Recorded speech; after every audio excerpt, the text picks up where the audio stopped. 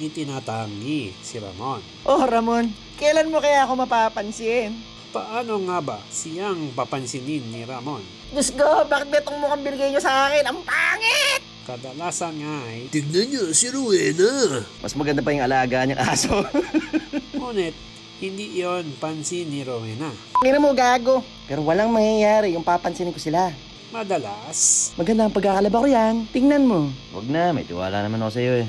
pag-ibig na tinitikis na lamang niya. Sapat na sa akin ang makita kita araw-araw. Ngunit may hangganan ang lahat. Satanas! Alam ko ang iyong ibig hilingin at matutulungan kita. Totoo! Pagagandahin kita. Ngunit sa isang kondisyon. May pagtali ka sa akin. Ano? Ngunit dahil desperada, kinabukasan nga ay Pinsan ako ni Rowena.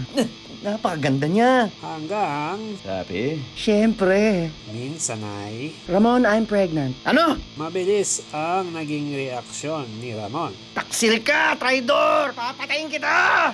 Ramon, ano nangyayari sa'yo?